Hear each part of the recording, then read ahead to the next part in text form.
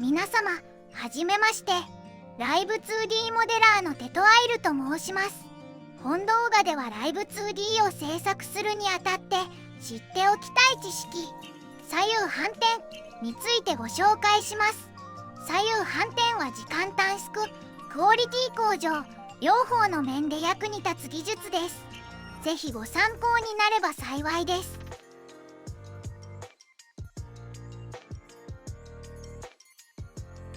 はじめにキャンバスサイズについての解説から始めます。ペイントソフト側でモデルを作る際、モデルがキャンバスの中心かつキュビズム上のグリッドが左右対称になるように設定しましょう。ライブ 2D キュビズムのグリッド間隔の初期設定は50ピクセルなので、キャンバスの横幅が100の倍数であれば大丈夫です。グリッドを目安にすることで左右の違いを修正しやすくなるので、最初に設定しておくことをおすすめします。後からキャンバスサイズを変更すると面倒なことになります。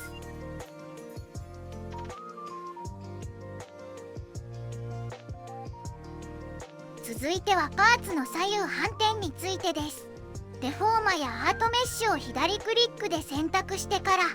キャンバス上で右クリックを押すと反転することができます。反転する軸はキャンバスもしくは親デフォーマの中心となります。モデルがキャンバスの中央にぴったり配置されていれば、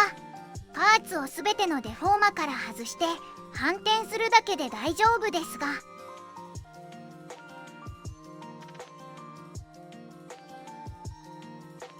そうでない場合は反転用の回転デフォーマを作成しておきましょう。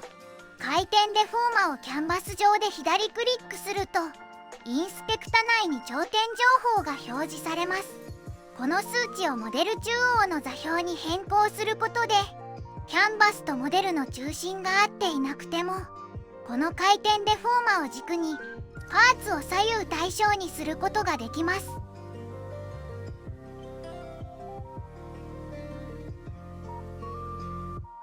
次にご紹介するのはアートメッシュの左右反転についてです。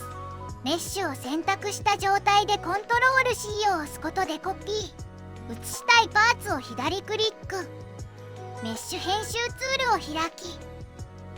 もともとあったメッシュを削除、コントロール V で貼り付けをし、右クリックで左右反転を選択します。紙など左右で形が違う場合は手動でメッシュを打ち直しましょう。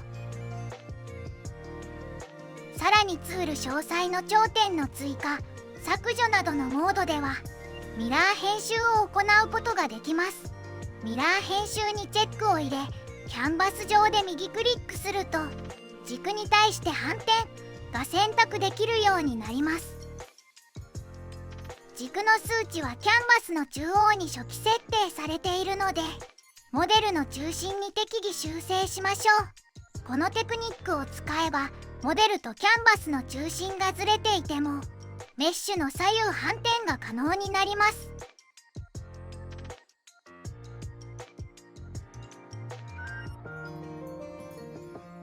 最後にご紹介するのは、パラメータの左右反転についてです。反転する際、パーツにパラメータが設定されていると、反転したいパラメータが選択できるようになります。チェックを入れると、座標だけでなくパラメータも反転することができます。左右で反転したい場合は、角度 X だけチェックを入れることが多いですが、目の移動など、左右同じ方向に動かしたいものにも、チェックを入れて反転するようにしましょう。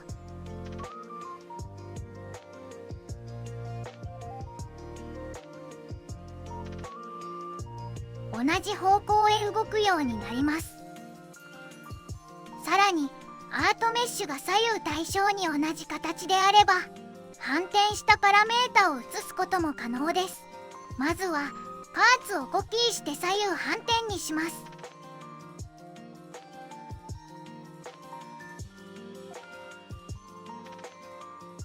必要があればパラメータの反転にもチェックを入れましょう。パラメータを移したいパーツと同じデフォーマにドラッグ&ドロップ。貼り付ける側と同じキーの点を追加しておきましょう。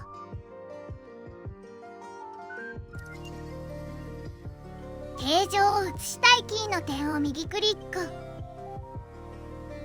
シフトコントロール C でキーの形状をコピーして、シフトコントロール V でキーの形状を貼り付けして完了です。このようにアートメッシュが同じであれば、形状のコピーも簡単に行えます。口の変形など同じパーツ内でパラメータを反転したい場合は、パラメータの端を選択してパレットメニュー内にある動きの反転で行うことができます。反転する軸の設定はアートメッシュでのみ使用できます。また動きの反転は少し特殊で、このように中心がずれているとそこを軸として反転してしまうので注意しましょう。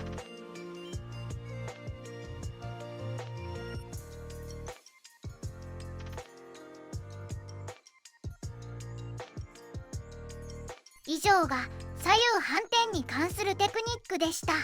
この動画がいいと思ったら、ぜひ高評価、チャンネル登録をお願いいたします。ご視聴いただきありがとうございました。それでは、さようなら。